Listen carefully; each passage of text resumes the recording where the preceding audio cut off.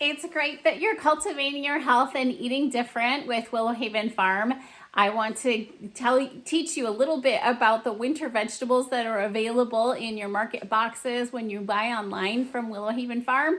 Farm members, thank you so much for all of the wonderful foods that you purchased this week and are going out to you in your boxes through delivery and pickup points throughout the Lehigh Valley.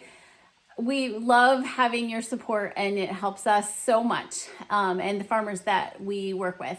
So this week is really interesting, and the fun part about winter is the interesting vegetables that you get that you don't get in the summer. So this is Jerusalem artichokes, and these are harvested in the fall.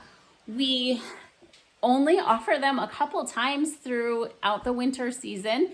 They because they're not grown a lot. People don't know about them as much. They are a very unique and interesting vegetable.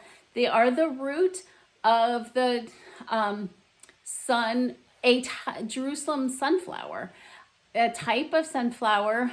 You've seen them in famous paintings, and these are the roots of them, and you can use them like any root vegetable, like a potato or something. So sometimes you'll see that they get a little bit of purple color where they've been cut. That's all natural. I've sliced these so you can slice them, and they just make funny shapes because they're all knobbly. You can slice them and stir fry them, or like the suggestion that Lisa has in the blog post right below this video, you can cube them and do a sheet pan of roasted vegetables, and that would be a great addition.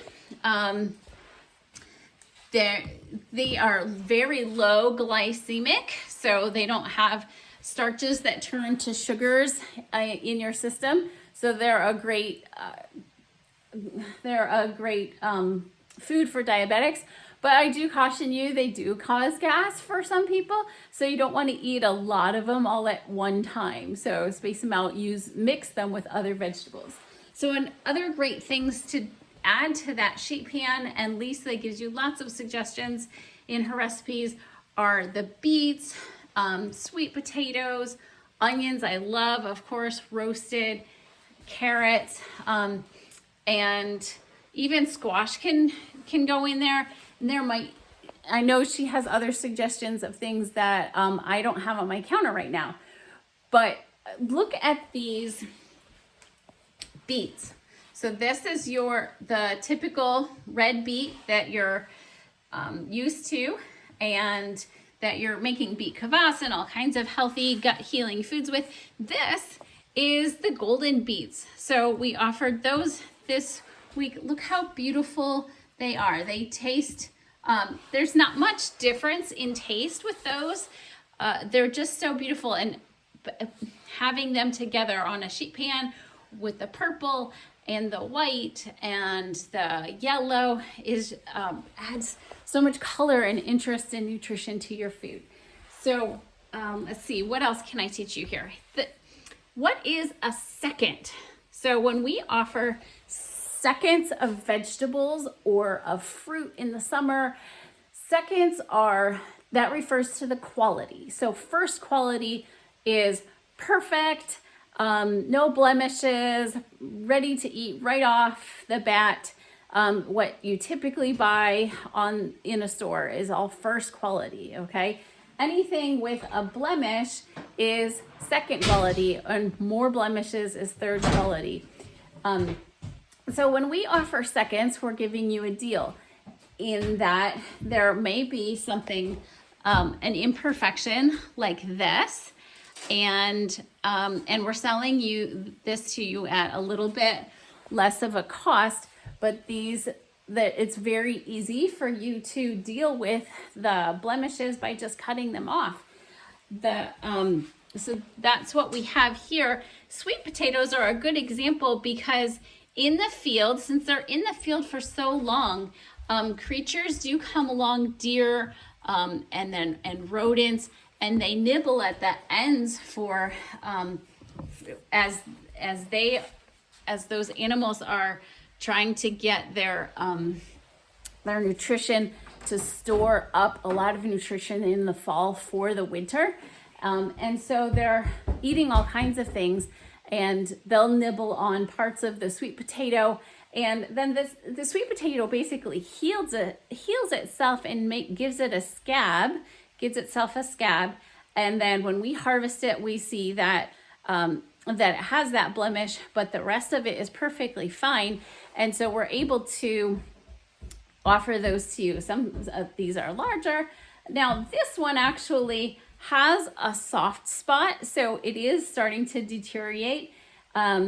That's not ideal. We don't want to send that to you. Maybe this one was sitting around in my box for in the hallway where I store them for a little bit, and it started to go. So the seconds, especially all of these winter storage vegetables that you have, they're supposed to last in cooler storage in your home, but you do need to check them. And when you feel soft spots, they're starting to go, and you need to cut up whatever remains that's good and use them right away.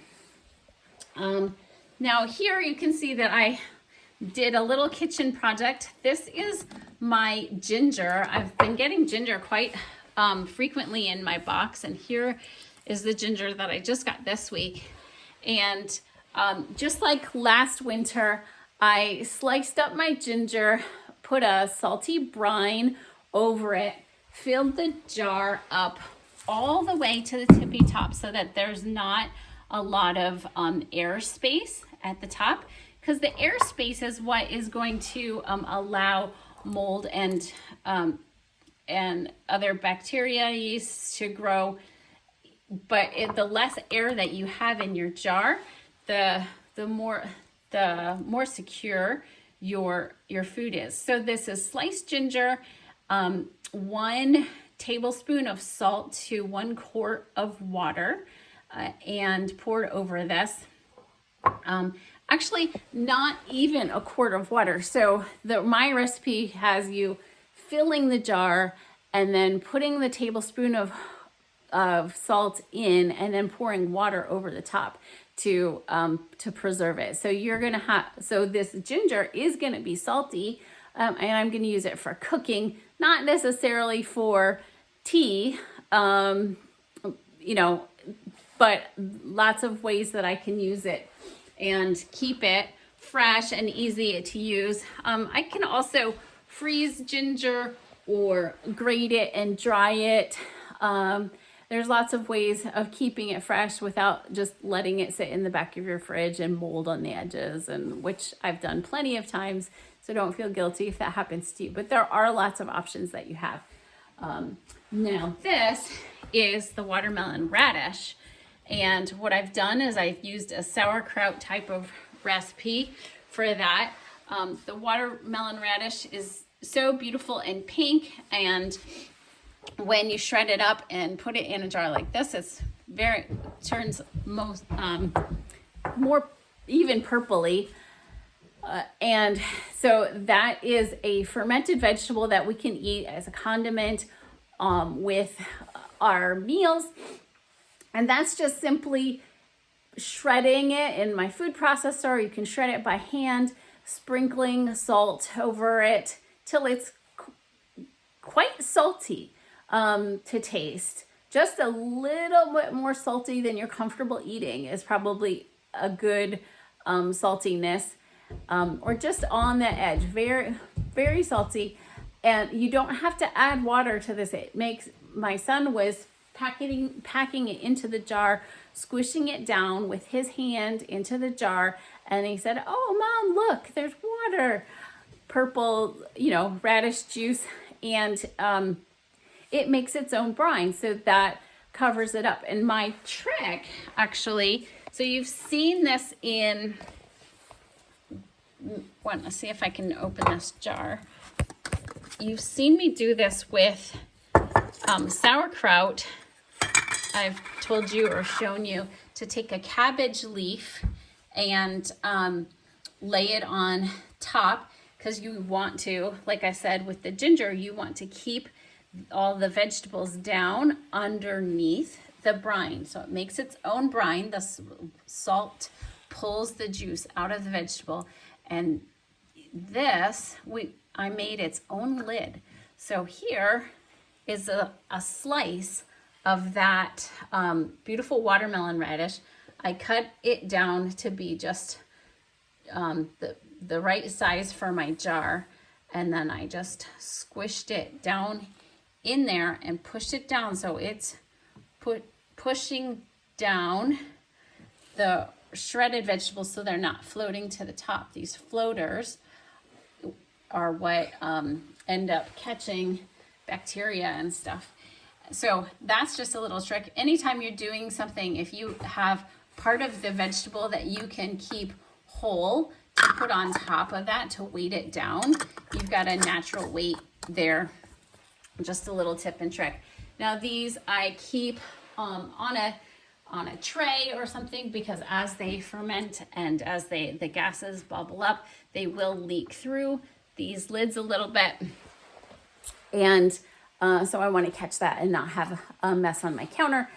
And then after a couple of days, I can put that in the refrigerator and we start eating it. So winter is a great time to have fermented vegetables with your foods, especially if you're eating fresh pork, because that will help you digest that better. That's why pork and sauerkraut are paired together so often, because they're two synergistic foods that help each other, help you digest it. And of course, any fermented food every day is really good for your gut, really good for your digestion, especially as you age, because you don't produce as much of the different glutamates and things that you need in your diet to do the digestion. So that's your farm food education for today. I hope you enjoy that and get a lot of value. Good luck with your kitchen projects. I hope that you're in the organic wellness group for Willow Haven Farm, so we can share more of our kitchen projects and our healing foods and suggestions and immunity, all the good stuff that's going on in that group. You can find us on Facebook, and please keep ordering winter vegetables and whatever we have available. Oh, and I forgot to tell you about the dandelion greens that I got in my box. These are the same type of dandelions that grow in your yard. Obviously, they're not sprayed with lawn chemicals or any other chemicals. And you can see that they have grown to a nice size. So this is probably a farmer variety that has been developed for easy cutting and easier growing. And the leaves are tender, and it's one of the greens that grows earliest in the spring. So farmers can do those in the greenhouse even when other things aren't growing, because as soon as things are just warm enough, dandelions will grow, and maybe other greens will take a little bit longer to grow and germinate in the greenhouse. So we're happy to have those greens, but yeah, with this cold, it's getting harder and harder to grow even in the greenhouses. So enjoy your farm food this week, everyone. Keep ordering from Willow Haven Farm and your local farmers, and stopping in at the general store. Have a great week, and look below for all those wonderful recipes. Talk to you later. Bye.